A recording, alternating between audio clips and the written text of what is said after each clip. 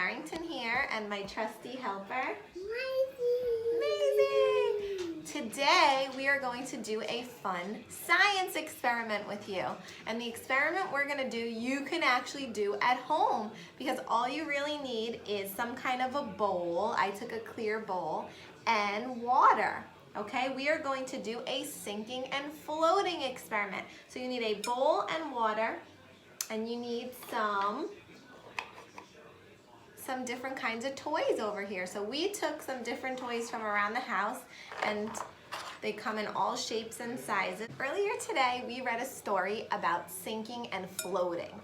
And just to review what sinking and floating is, you have an object and you put it into the water and it goes all the way to the bottom. That object sank, or it sinks to the bottom. When you have an object and you place it in the water and it lays on the top of the water and bounces around a little bit, that is floating. So today we're going to do a little experiment and we're going to see which household objects sink and which household objects float.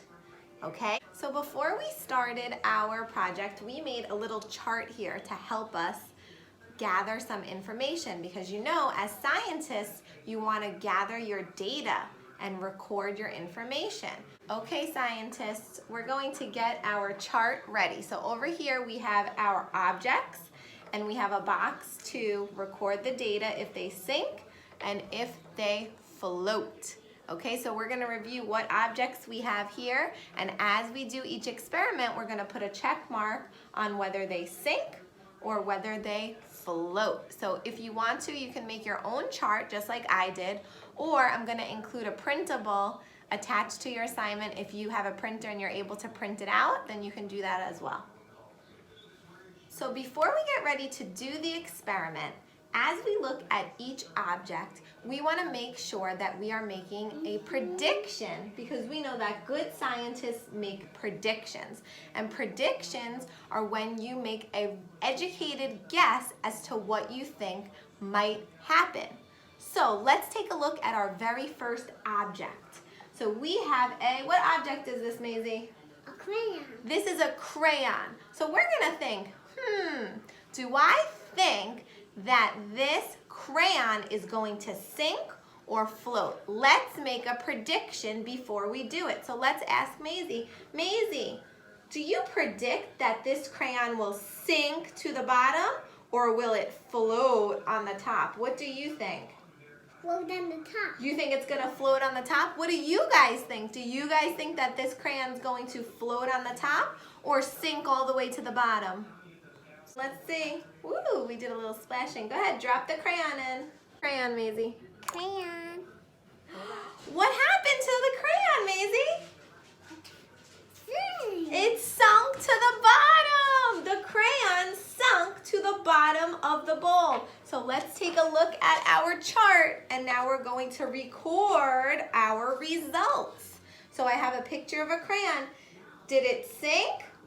Yes, it sank. So we're going to add a check mark in the sink box. All right. So let's keep going with our other objects and see if they sink or float. Okay, are you ready? So let's take a look. The next one is this rubber, not a rubber ducky, but a rubber Candy. A rubber piggy. So Maisie, let's make a prediction. Is this going to sink or is this going to float? What do you think? Okay. What do you think? Do you think it's going to sink to the bottom or float on the top? Float. You think it's going to float? What do you guys think? All right, let's see. What is it doing?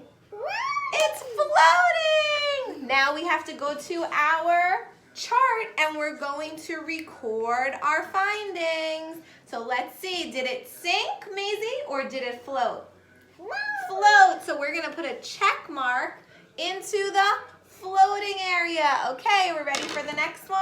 The next one is this really cool comb. It's a plastic comb. What do you think, Maisie? Do you think it's going to sink or do you think it's going to float? Make your prediction. Float. You think it's going to float? Okay, let's see.